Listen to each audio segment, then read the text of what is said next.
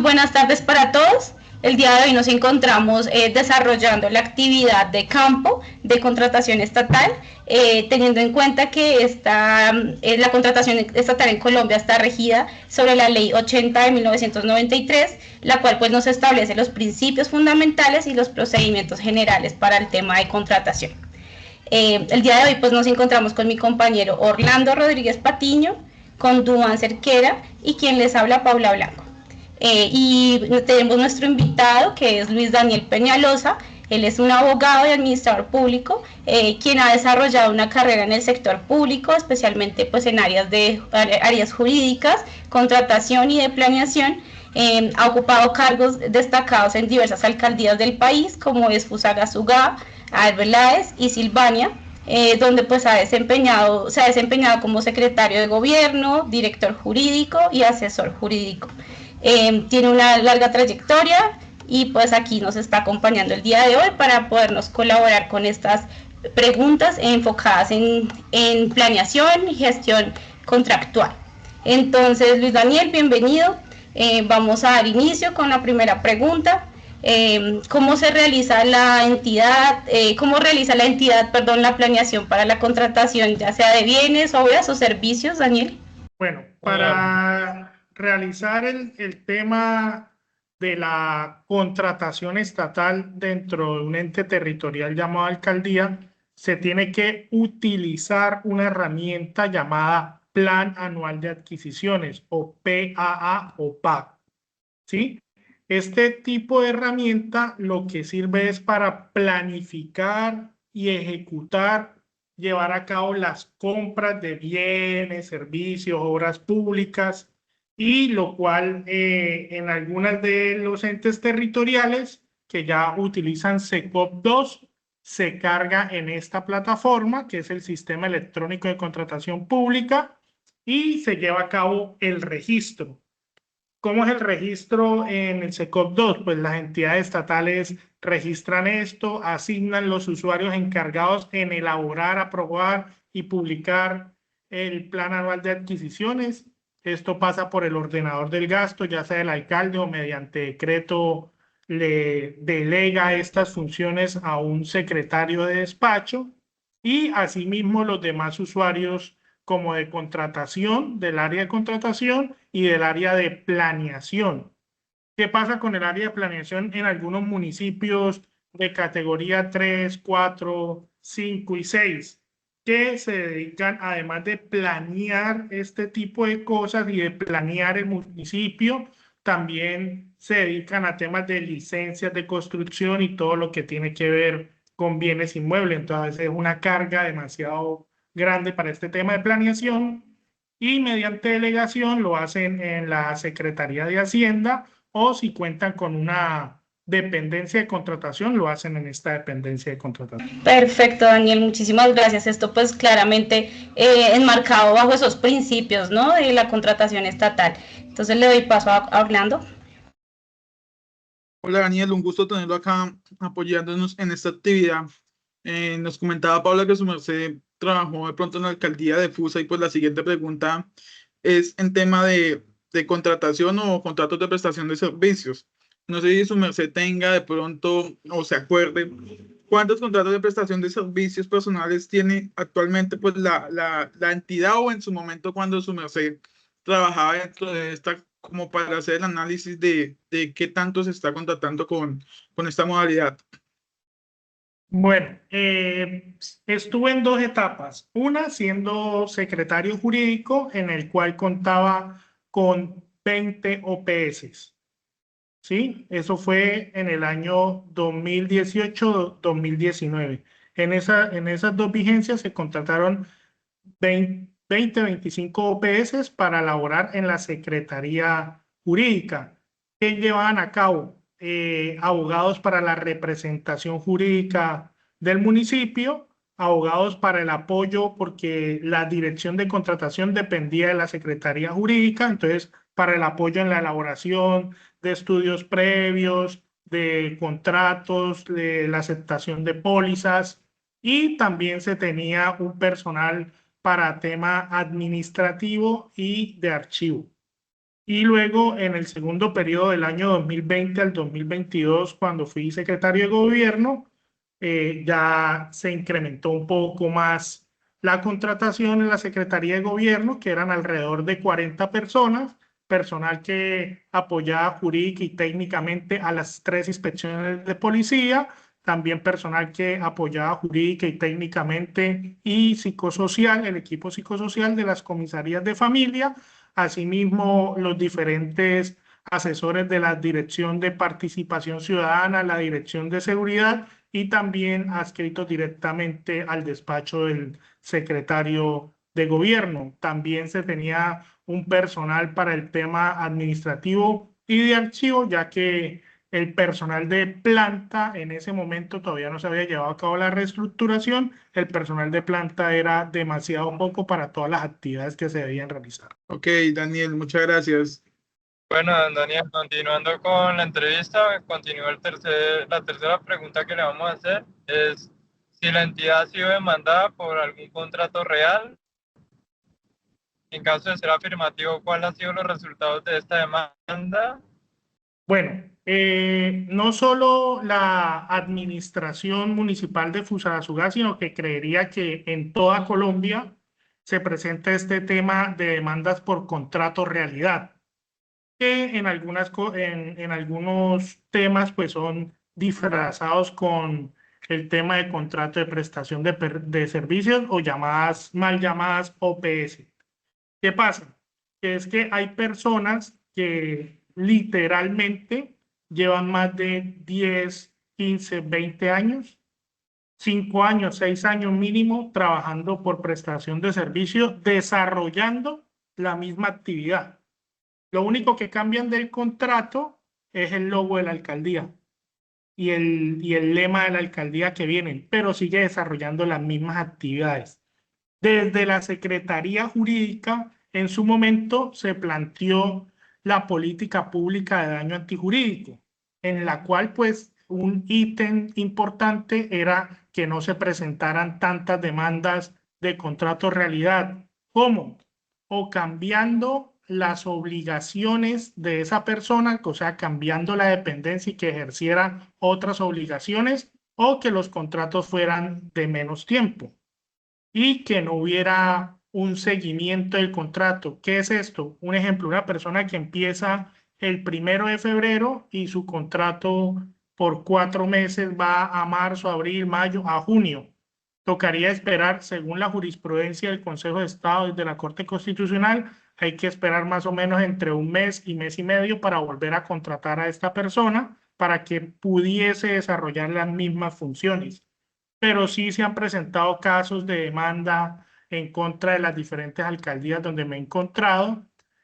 Una de ellas, que la tengo muy, muy presente, es un señor que trabajaba en planeación, casi 12 años trabajando en planeación, desarrollando las mismas funciones archivísticas, y el día que sufrió lamentablemente un accidente laboral que una de las cajas le cayó sobre una de las piernas y dislocó la rodilla, después de eso no pudo volver a trabajar porque pues su porcentaje de capacidad laboral bajó, no lo contrataron, el señor demandó en contrato realidad y pudo obtener el pago de los emolumentos salariales y que se le reconociera una indemnización. Ok, Daniel, muchísimas gracias por esa información. Teniendo también en cuenta que la caracterización es importante para que las entidades la realicen antes de contratar, entonces también cómo la entidad pues realiza esa caracterización en la entidad, si se realiza, no se realiza. Esa sería la otra pregunta. Bueno, te voy a hablar de los, creería yo, de los 4 cargos que más representativos he estado, ¿sí? En la Secretaría Jurídica, los abogados que representan a la entidad para poder defenderla jurídica y judicialmente pasan por un filtro que es el Comité de Conciliación Judicial, Arbitral o Administrativo. Entonces, allí se colocan las hojas de vida, se estudia por los miembros del comité las hojas de vida y se escogen los abogados pues que tengan más experiencia y capacidad y que conozcan del tema no solo jurídico y judicial, sino administrativo también.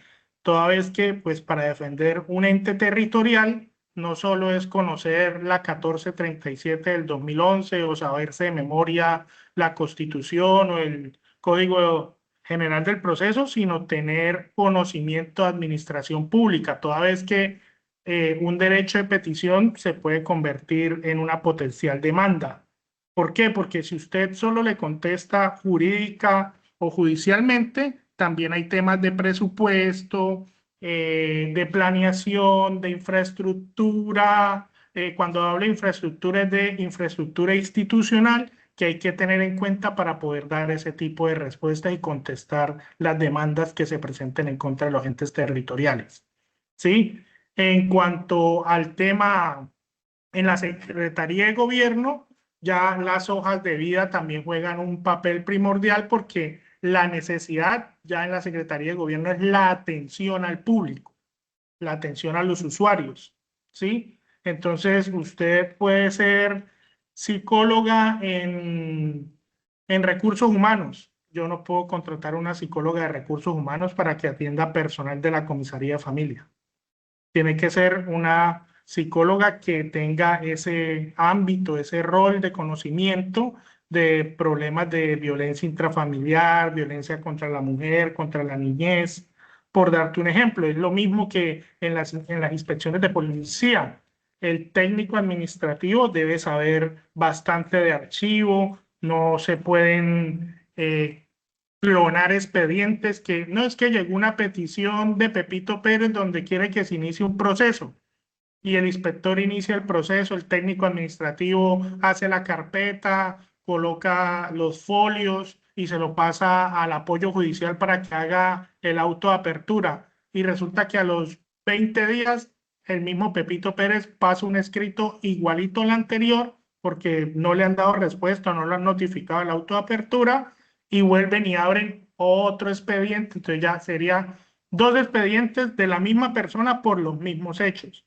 Entonces las personas tienen que tener muy en claro la labor que se va a desempeñar y en el plan anual de adquisiciones pues debe estar bien detallado las características del personal o del perfil que se quiera contratar.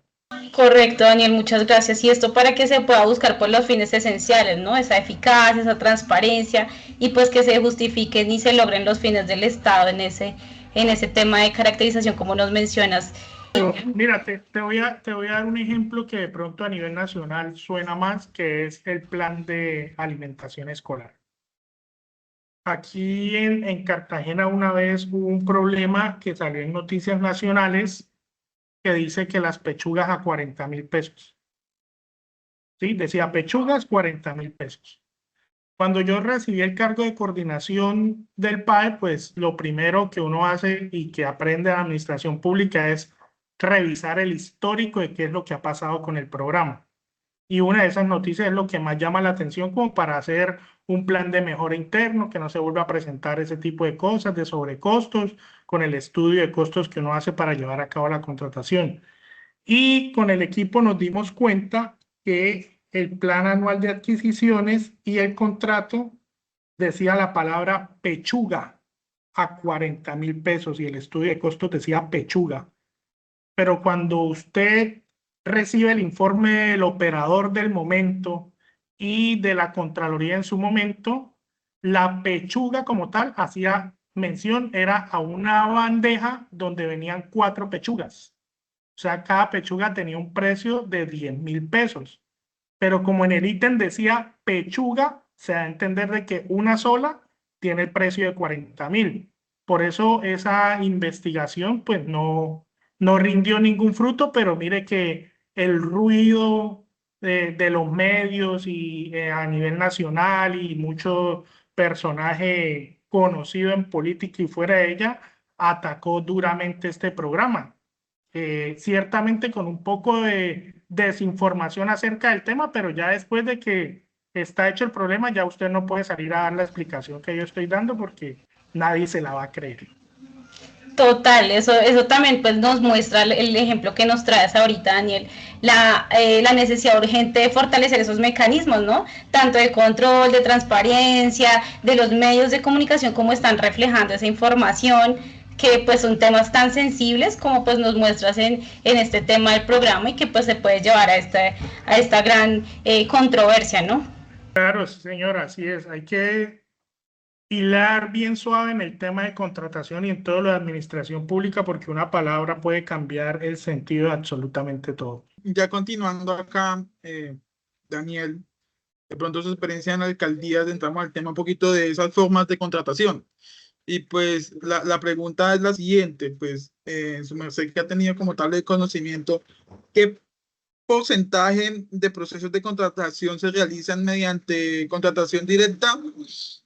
¿Y cuántos más o menos corresponden a esta modalidad cuando su merced estuvo dentro de la alcaldía municipal? Si recuerda más o menos este proceso de contratación. Bueno, la mayoría de contrataciones directas que se realizaron fue los contratos de prestación de servicios, ¿sí? Porque la mayoría de bienes, de obras, sí se hacía por licitación pública, por media cuantía, por abreviada, no se adjudicaba dedo. Pero mire que aquí en Cartagena me sucedió algo bastante peculiar. Resulta que cuando la nueva administración recibió y al hacer una visita por todas las instituciones y sedes educativas, se pudo evidenciar que estaban muchas casi en ruina.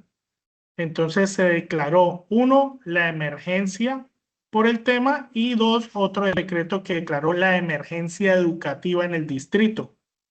Entonces, para poder seguir dando los programas en educación, la mayoría de los contratistas que venían de la vigencia anterior fueron contratados de manera directa, entre esos el programa de alimentación escolar, para que desde el primer día se pudiese prestar el servicio.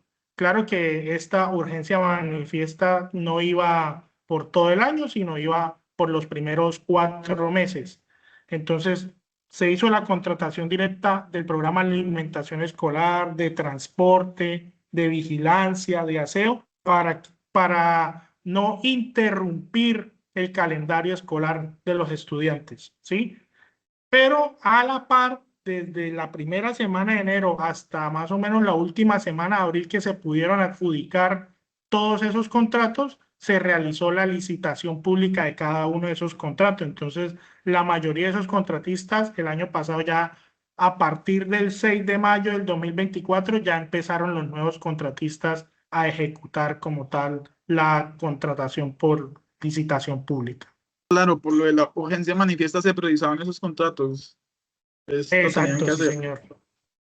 Así es. Listo, Daniel, pues ya ahondando más sobre el tema que has estado trabajando desde la alcaldía, esta entidad ha utilizado mecanismos de subasta interna y si es así, ¿cuántos procesos en promedio se adelantaron al año y en qué medidas para garantizar la equidad entre las partes? Bueno, el tema de subasta interna se tocó en varias ocasiones, de subasta inversa se tocó en varias ocasiones para un tema de bajas, o sea, por decir, escritorios, computadores que ya no servían y eso, para ya chatarrizar los vehículos, automotores. En Fusagasugá, en el tema donde están los vehículos que detiene tránsito, la mayoría de esos vehículos ya están para chatarrización. Se pensó en una subasta inversa, se solicitó un concepto a la Contraloría.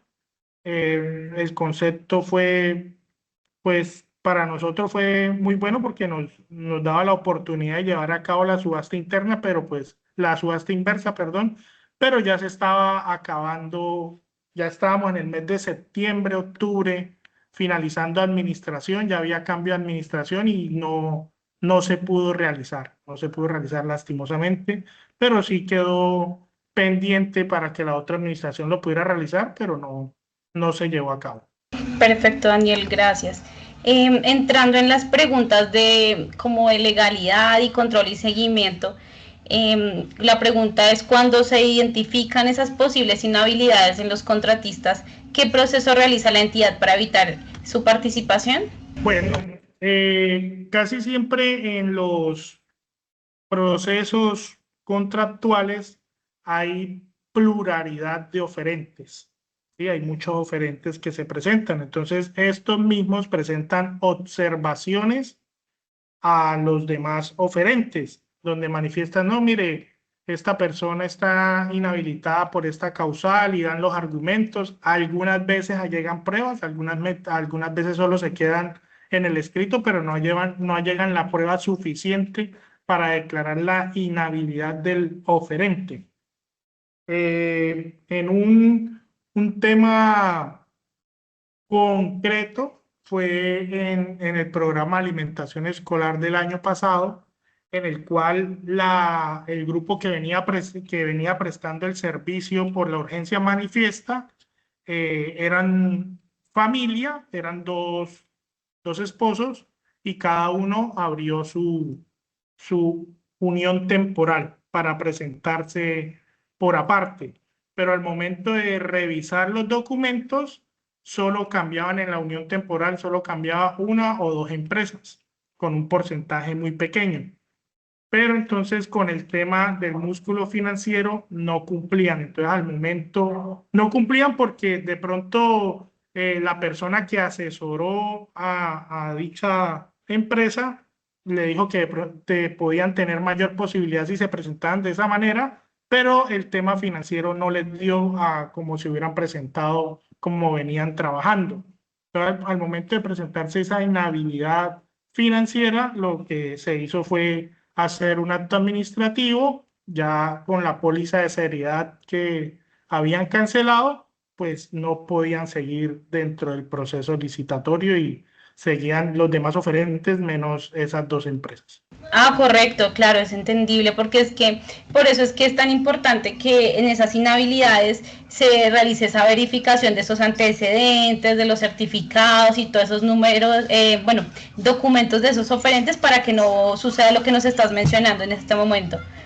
Claro, y es de gran ayuda a veces en otras administraciones, piensan que cuando los oferentes colocan observaciones al proceso contractual es porque de pronto tiene un mayor interés de tumbar el proceso, que el proceso se declare desierto, que es una de las posibilidades, pero eso ayuda mucho, las observaciones que colocan los demás oferentes ayudan mucho para poder ver, como se dice en derecho, la verdad verdadera dentro del proceso y quienes están presentando la documentación como se debe dentro del proceso. Sí, don Daniel. No, y eso pues también hace parte digamos, de que los que se presentan a estos procesos tienen que cumplir sí o sí con lo que le está pidiendo, ¿no? Si no cumplen, pues difícilmente pues se les adjudica, ¿no? Y pues eso hace parte del principio de planeación y transparencia también dentro de la entidad pública. Ya pues continuando con la siguiente pregunta, pues dentro de la entidad, ¿qué tanto se han utilizado, digamos, esa contratación por menor cuantía, por mínima cuantía, que son los procesos que usualmente utilizan las entidades públicas para contratar? Y si su merced sabe más o menos la cantidad de contratos que se han hecho con con esta modalidad. Bueno, en Fusagasugá, para el año 2018-2019, aproximadamente 50 contratos de mínima cuantía se realizaron. Muy bien, sí, eso es importante, pues nos sirva a nosotros para conocer cómo la entidad pues ha utilizado esta modalidad de contratación. Don Daniel, ahora continuamos con la siguiente pregunta, que es ¿cómo realiza la entidad el estudio de mercado? ¿Para qué determinar y seleccionar al oferente más adecuado para ejercer ese tipo de contrataciones? Bueno, creo que la explicación más clara que se podría dar para eso es el programa de alimentación escolar. Se hace un estudio de costos del gramaje que se tiene por grupos etarios o por grupos de edades. El PAE va en primera infancia desde los grados pues, de la institución educativa -2 al 0, de primero a tercero y de cuarto a quinto. Esa es la prioridad para poder usted entregar el programa de alimentación escolar, primera infancia. Luego, si usted tiene muchos más recursos, le puede entregar a la básica, que va de sexto a noveno, y luego a la media, que es 10 y 11. Y cada plato entregado tiene un gramaje especial. ¿Sí? Un niño de primero primaria no come lo mismo que un niño de décimo, un niño de 11, el gramaje aumenta sustancialmente. Entonces, en el estudio de costos se coloca gramo a gramo, teniendo en cuenta la minuta patrón que envía la Unidad Administrativa de Alimentos para Aprender, y de conformidad a eso se hacen las cotizaciones correspondientes. Entonces, a veces de pronto va a sonar locura, pero entonces, un ejemplo, para un niño de preescolar, el vaso debería llevar 1 gramo de azúcar, el vaso de jugo, ¿sí? Pero sabemos que no vamos a agarrar un gotero y le vamos a colocar 1 gramo de azúcar, sino que vamos a hacer en cantidad. Un ejemplo, un colegio, yo tengo un colegio ahorita que tengo 500 niños solo en preescolar. Entonces se lleva a cabo la minuta patrón, gramo a gramo, pero entonces a los operadores, no, a los proveedores, se les envía un correo solicitando la cotización de cada uno de estos productos. Y así también teniendo en cuenta el IPC proyectado para el año siguiente, porque el estudio de costos se tiene que hacer unos meses antes de la contratación, pero como se tiene que hacer en vigencia presupuestal anterior, pues se tiene que hacer con una proyección del IPC. Entonces, se tienen en cuenta todas estas variables, se mira el tema de costos en el DANE y en las diferentes páginas gubernamentales y privadas de cuánto es el costo de cada uno de los productos que se va a entregar en las modalidades de atención, ya sea RI, que es ración industrializada, donde se entrega panificado, yogur, galleta, avena, lácteos y fruta. Y en el alimento preparado en sitio, que ya viene el menú como tal del almuerzo, que es el 30% nutricional, del aporte nutricional para el niño. Este programa no es un programa nutricional que va a sacar de la desnutrición a muchos niños, sino es un aporte que se le da del 30% de lo que el niño debería comer en el día.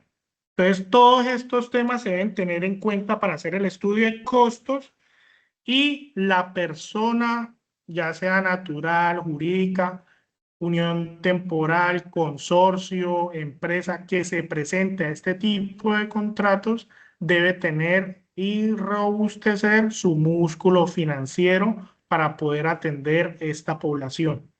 ¿Qué quiere decir esto? Que en este tipo de contratos no se da como quien dice, una cuota inicial para que inicie el contrato, un adelanto.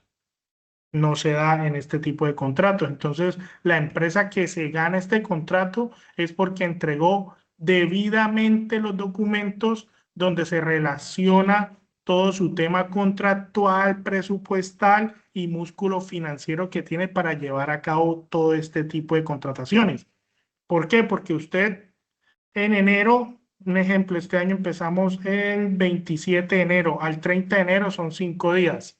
Usted va pasando la cuenta por ahí el 15 de febrero y ya lleva 15 días de enero atendiendo población. La cuenta se le dura otros 15 días, 10 días. Por allá finalizando febrero le están pagando los 5 días de enero. Entonces usted tiene que tener un músculo financiero para mantener la productividad y entrega de todas las modalidades para los estudiantes titulares de derecho.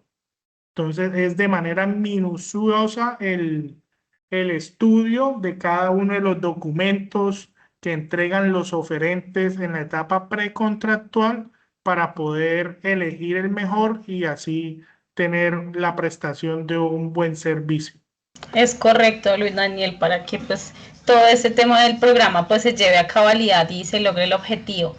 Ya entrando en la planeación contractual, pues teniendo en cuenta que pues ya nos has hablado del plan anual de adquisiciones y pues que este es primordial para poder planear con antelación, para poder fomentar esa transparencia, esa participación y pues poder hacer ese control fiscal que es necesario. Entonces, ¿cómo la entidad elabora ese plan anual de adquisiciones? Bueno, el plan anual en el plan anual de adquisiciones se incluyen los bienes, los servicios, las obras públicas que se vayan a realizar o también los bienes y servicios que se planean adquirir durante ese año presupuestal, o sea, hablemos del año 2025, ¿sí? En el cual pues se deben detallar de conformidad con el plan de desarrollo para que este plan anual de adquisición pues vaya de la par con el plan de desarrollo, porque yo no puedo decir que voy a atender 106.487 niños en la ciudad de Cartagena con plan de alimentación escolar y en el plan de adquisición voy a decir, no, es que voy a comprar fruta para entregarle a los niños. No, tiene que ir acorde a la meta, al producto propuesto en el plan de desarrollo. Entonces ahí es donde ese insumo que se utiliza en el plan anual de adquisiciones es el mismo, no es el mismo, pero es una proyección del insumo que se puede utilizar en el establecimiento del estudio de costos para la contratación. Entonces allí se detalla la información, como la descripción, la cantidad, el presupuesto, la fecha de ejecución y la fecha de terminación. El ejemplo más claro es el programa de alimentación escolar, porque usted va de conformidad con una resolución de calendario escolar. El calendario escolar le dice a usted, empieza el 27 de enero y finaliza el 30 de mayo, el 30 de noviembre de este año. Entonces usted proyecta la atención de los estudiantes en este periodo, con los periodos de receso. En algunas ocasiones, ¿qué sucede? Que hay paro, que de pronto se sufrió un tema con los servicios públicos, que de pronto un tema de orden público, entonces eso conlleva a no realizar la entrega efectiva del programa, entonces eso se convierte en inejecuciones presupuestales. ¿Qué se hace con las inejecuciones presupuestales? En este momento estamos estudiando la posibilidad de entregar el programa en receso estudiantil, que nos lo permite el Ministerio de Educación. En ese receso estudiantil no se van a entregar los alimentos preparados en sitio, porque eso se debe hacer en la unidad aplicativa o en la cocina de cada colegio. Ni tampoco se va a entregar ración industrializada todos los días, porque los niños no están dentro de la institución o sede educativa. Entonces lo que se hace es que se entrega una canasta estudiantil, que es un mercado, por así decirlo, que le va a alcanzar al niño en todo el periodo de inactividad que está en el colegio. Muchas veces, desafortunadamente, se tergiversa esta información y piensan que esa canasta estudiantil que se va a entregar es para que toda la familia coma de ella. Esa canasta, y muchas veces salen a decir que es que no alcanzó, que se acabó en una semana, que se acabó en 2 días, que se acabó en 3 días. Lo que sucede es que esa canasta estudiantil va dirigida a lo que el niño beneficiario del programa es quien debería comer de esa canasta. Que también conocemos la realidad de muchas ciudades en Colombia que utilizan esa canasta para toda la familia, porque a veces es como una ayuda, un aporte para ellos. ¿Sí? Eso se conoce totalmente, pero ya está establecida en la norma que es solo para la persona beneficiaria del programa. Entonces, todo este tipo de cosas, en algún momento hay cosas que hay que ir arreglando en el paso a paso, ¿sí? Y el plan anual de adquisiciones, pues ustedes saben, es una herramienta y no es una imposición como tal. Yo hoy puedo decir, mire, yo estoy atendiendo 106.487 niños, pero resulta que con las inejecuciones me dio para poder dar las canastas a mitad de año y me dio un dinero que yo sé que si lo puedo utilizar adecuadamente, puedo decir, venga, yo puedo subir a 107.000 niños a atenderlos. O sea, puedo subir 600 cupos más y los puedo Excelente. atender hasta fin de año. Entonces, de eso se trata el plan anual de adquisición. Usted hace la proyección, pero tiene que ir muy de la mano con el tema financiero y estar meticulosamente revisando los días que hubo en ejecución. O por decir, en un colegio que usted sabe que está entregando 100% el programa, ¿sí? Pero puede que un día llovió y no fue toda la población estudiantil, sino fue la mitad o menos de la mitad. Ya usted sabe que solo va a cancelar, un ejemplo de 1.000 estudiantes, va a Ok. cancelar 500 y le queda un dinero sin ejecutar de esos 500 estudiantes que lo va sumando y lo va sumando y puede que ahorita al cierre de principio de vacaciones, que es el 13 de junio, que son las vacaciones los niños, yo puedo decir, mire, tengo una en ejecución de tanto, a partir del 6 de julio que los niños entran al colegio, podemos aumentar la focalización y llegar a los 107.000. Eso va a evitar esa Bien, improvisación y reduce todos esos riesgos claro, jurídicos como nos menciona. Perfecto. Exacto. claro. Sí, continuando con el tema, eh, Daniel, en su experiencia, ¿cómo han construido el plan, el pliego de condiciones en la entidad y pues cómo ha sido el proceso, digamos, para llegar a adjudicar este contrato? De pronto se me hace que trabaja en el tema del PAIM dentro de su experiencia. Bueno, el pliego de condiciones es el insumo grande del pliego de condiciones del estudio previo. ¿Sí? Entonces se lleva a cabo, se realiza el estudio previo. Aquí hay un tema que es que aquí se envía una oficina asesora, usted envía la solicitud de contratación, el estudio previo, le envía a la unidad asesora de contratación y ellos se encargan de hacer la etapa precontractual y contractual, pero igual eso no lo desvincula a uno, ¿sí? Entonces ahí en el pliego de condiciones se establecen los requisitos, plazos, procedimientos de los interesados que deben cumplir para poder presentar su oferta. También se establecen las reglas dentro del proceso. Entre esas, pues se determina cómo se van a llevar a cabo la evaluación de las ofertas, qué criterios se van a utilizar y cómo se debe realizar la adjudicación del contrato. Y esto, pues, conlleva y asegura una transparencia y una igualdad de condiciones entre todos los interesados para que puedan conocer de fondo y de lleno las reglas de juego y presentar sus propuestas en igualdad de condiciones, ¿sí? También es este documento forma parte indispensable del contrato, porque es que en muchas ocasiones algunos entes de control o algunos veedores, no es que en el contrato dice el cielo es azul y no dice azul es el cielo.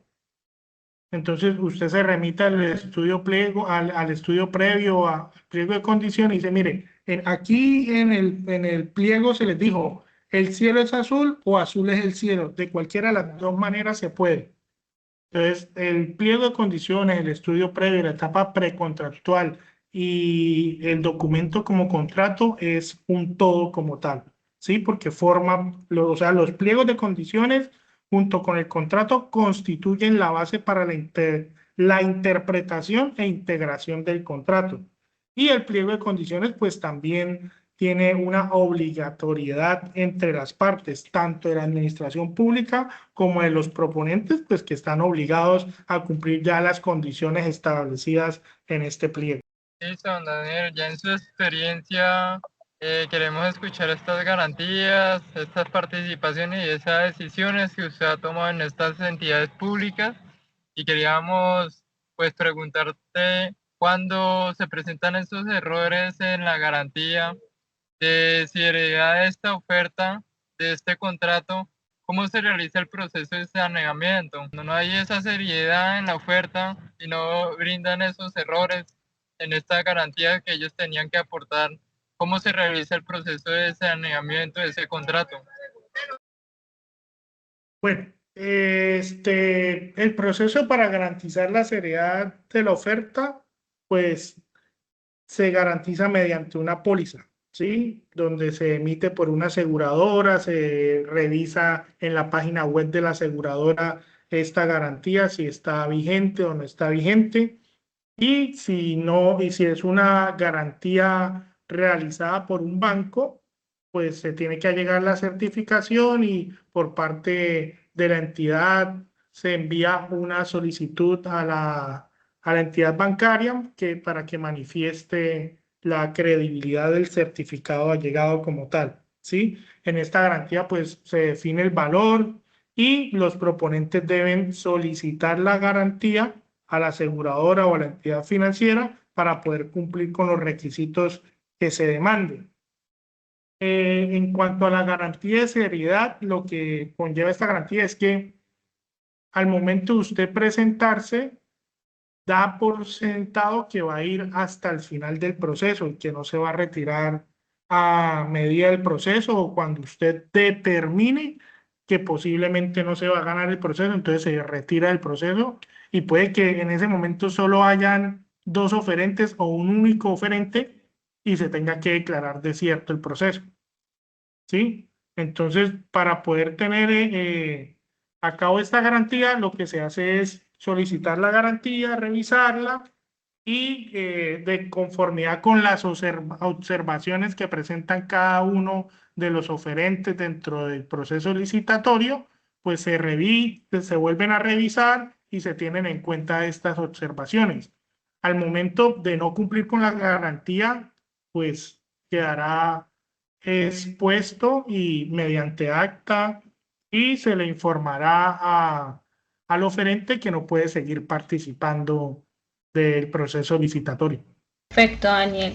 Y en cuanto en esas decisiones que toma la entidad, ¿cómo identifica que una misma persona participa o si esa persona ya hizo parte de un proceso? ¿Cómo toman esa decisión? O sea, ¿cómo identifican si esa persona ya participó o no?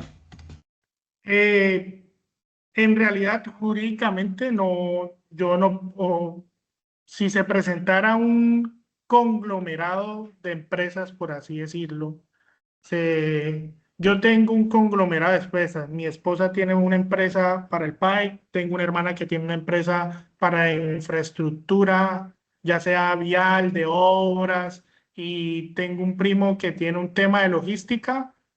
Si cada uno se presenta por aparte, o sea, yo tengo la percepción de que no hay algo ilegal como tal, ¿sí?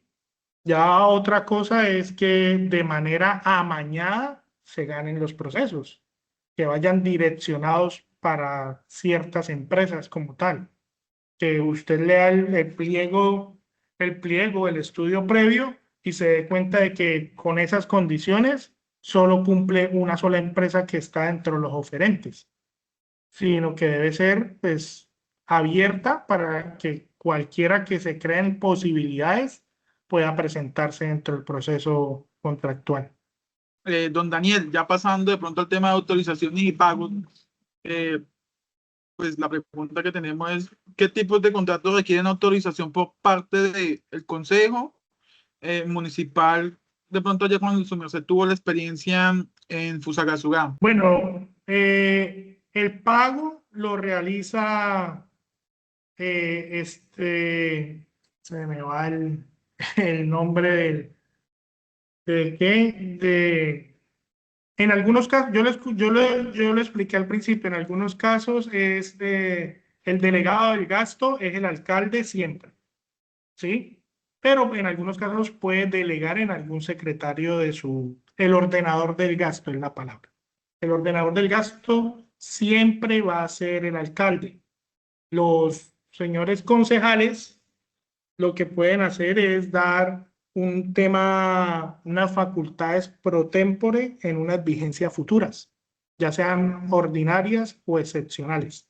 Pero ellos no son ordenadores del gasto, entonces ellos no pueden decir, pagues esta obra o no pagues esta obra, o a este elefante blanco cóbrele o no cóbrele. Ellos hacen un tema de control político, más no, aunque pertenezcan al Ejecutivo en cierta comodidad, pertenezcan al Ejecutivo, quien toma las decisiones de ordenación del gasto de pago o no pago es el señor alcalde o su delegado. Por otra parte, en estas entidades permiten anticipos o pagos anticipados. ¿Existen alguna regla específica que regule este proceso que se hace dentro de la contratación? Bueno, en algunos casos sí se puede llevar a cabo los pagos de anticipo, ¿sí? Que pues lo que hace es facilitar el inicio de los trabajos, garantizar el cumplimiento del contrato y pues entre esos apalancar la ejecución de obra como tal, pero lo que sí se debe hacer es establecer un monto máximo de ese anticipo que no, yo creería que no debería pasar del 50% de la obra y tener unos requisitos como una fiduciaria, un patrimonio autónomo y hacerle un seguimiento bastante minucioso a la inversión realizada. ¿Con qué frecuencia aplica la entidad las cláusulas exorbitantes en los contratos? La verdad no, qué pena con ustedes que tengo el bebé aquí sentado. No te La preocupes. verdad, no he aplicado cláusulas exorbitantes en ninguno de los contratos hasta el momento. Listo, perfecto. Lo que sí he realizado es planes de mejora para no llegar hasta el incumplimiento del contrato. Los contratistas no han sido renuentes a estos planes de mejora, sí se ha visto el seguimiento que se ha realizado y las mejoras dentro de los distintos programas y temas en los que se ha realizado el plan de mejora han atendido bastante bien el llamado a atención. Listo, perfecto. Ok, don Daniel. Entonces, como para ir terminando, en cuanto a terminaciones, demandas y consecuencias, la entidad ha terminado unilateralmente contratos de prestación de servicios por razones y con qué frecuencia, si se realiza o si no se ha realizado. Bueno, los contratos de prestación de servicios, he conocido dos casos que se han terminado de manera unilateral, pero pues se han tenido en cuenta algunas malas prácticas por parte de los contratistas, ¿sí? Pero en realidad desconozco obras, bienes, servicios que se haya realizado a gran escala por licitaciones públicas o contratos de mayor cuantía, pero tengo dos temas de prestación de servicio que uno, no asistían cuando se les solicitaba para que pudiesen realizar la actividad, una de las actividades y obligaciones contratadas, y dos, las personas no presentaban su informe en debida forma, sino allegaban una hoja manifestando que cumplieron con el contrato y no allegaban las evidencias respectivas. Ok, don Daniel, gracias. Ya para terminar, la última pregunta en materia de demandas y consecuencias, don Daniel, pues la pregunta es con qué frecuencia de pronto en su experiencia pues ha sido demandada pues la entidad por incumplimientos de contratos a través de las acciones mismas generadas por los contratos. ¿Se ha demandado a la entidad por el incumplimiento de estos mismos? Sí, sí se ha realizado algunas demandas contractuales en los diferentes municipios donde me he encontrado como asesor. La verdad, en algunos, por oferentes que no se ganaron el contrato, manifiestan en la demanda que tenían mejor posicionamiento y tenían mejor experiencia que el grupo, la persona jurídica o natural que se ganó el contrato, y en otras ocasiones porque manifiestan el incumplimiento del pago por parte de la entidad territorial, pero pues se pudo establecer que el incumplimiento del pago se debió al incumplimiento de realizar actividades u obligaciones contractuales por parte de las empresas contratistas. Todo esto, pues, se debe tener en cuenta por parte de una entidad, ya sea un ente territorial, una dirección, un ministerio, ¿sí? Descentralizado, en que tiene que tener una buena política de daño antijurídico. Ahí usted va a poder establecer todos los posibles destinos, todos los posibles universos, todo, hasta la locura más grande que a usted se le ocurra, pero si tiene cómo argumentar que se puede llegar a ese tema, tiene que colocarlo dentro de la política de daño antijurídico. Perfecto, Daniel, por todas las explicaciones y las preguntas que nos has podido responder el día de hoy. Fue bastante claro. Nos gustó bastante que nos hayas podido traer esos ejemplos. Pues realmente complementó bastante el trabajo de campo que queríamos desarrollar. El día de hoy te damos las gracias por hacer parte de este trabajo de campo, por podernos ampliar la visión y llevarnos a esos casos reales en temas de la contratación estatal acá en Colombia. Muchísimas gracias por tu participación el día de hoy. Muchas gracias a ustedes por este espacio y poder dar un poco de conocimiento y luces, porque a veces la desinformación es bastante grande y la gente piensa o cree que pasando un derecho de petición preguntando 60, 70 preguntas va a tener conocimiento de lo que sucede en la administración pública, y lo que hace es que va a tener más enredada el argumento porque no va a entender lo que está solicitando. Pero del otro lado, de la administración pública, de los entes territoriales, el desorden administrativo conlleva cometer errores. Usted no puede decir, es que la administración pasada, es que si usted no sabe qué fue lo que sucedió, tiene que sentarse con su equipo y revisar a lo menos, por poquito, si quiere estar bien, a lo menos el año anterior. ¿Qué fue lo que pasó el año anterior? Y solicitar, cuando haya un cambio de gobierno, solicitar cuáles fueron los temas más apremiantes para que le entreguen informe de los temas más apremiantes dentro de cada una de las secretarías o de la misma alcaldía o de la dependencia que vaya a recibir, para usted poderse empapar del tema.